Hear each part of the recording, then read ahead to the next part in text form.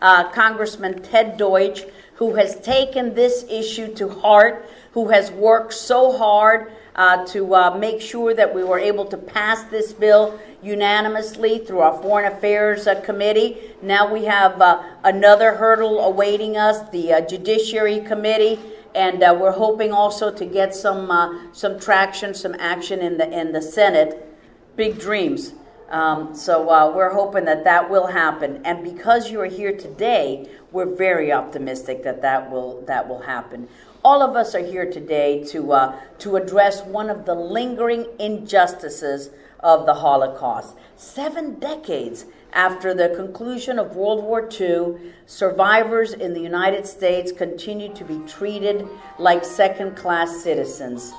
These courageous individuals who persevered through the cruelty and the torture of the Nazis are being denied their constitutional right to bring suit against insurance companies who failed to honor Holocaust-era policies. These insurance policies were meant to provide survivors and their families with protection for the future. Instead, after the aftermath of the Holocaust, these unpaid policies remain one of the starkest reminders of the devastation of Nazi Germany and those who sought to profit from the crimes of the Nazis. My district, Ted's district, all of South Florida, is home to one of the largest communities of Holocaust survivors in the country. They have told Ted, they have told me, they have told all of our colleagues about their pain, their frustration, their disillusionment. All they want is the opportunity to bring their cases before an unbiased judge who will examine the case with the transparency and accountability of the U.S. court system. So Ted and I introduced legislation which would restore survivors' rights to bring suit in federal court, H.R. 890.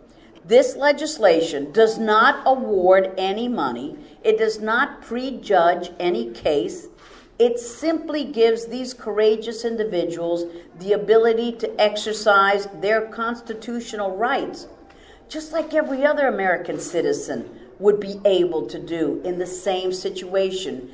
This legislation passed our House Foreign Affairs Committee unanimously. It is far past time to bring this legislation through the House, through the Senate, onto the President's desk, and give our survivors the justice they have been denied for far too long.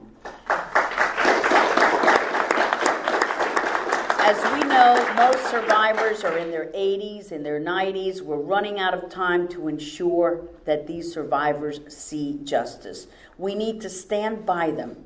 We need to see that their rights and their protections that they deserve, that they have earned, will be there for them. No remedy, this bill, no remedy can heal those wounds, but we can take steps to prevent companies from being enriched by the crimes of the Nazis at the expense of their victims. And that is what our bill seeks to do. It's the Tom Lantos Justice for Holocaust Survivors Act, and you've heard why we have named it for Tom Lantos.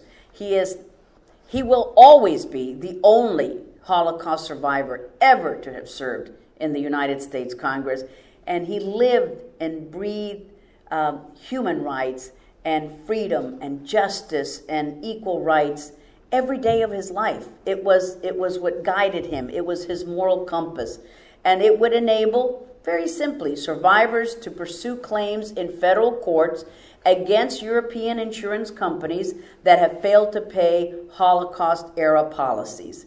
Secondly, it would also require that European insurance companies conducting business in select states in the United States to disclose Nazi-era policy information. Disclosure of information, right to bring a suit in court. Does not mean that you're going to get anything. It means that you have the right, a right that is denied to Holocaust survivors because we had this phony system set up, supposed to get justice.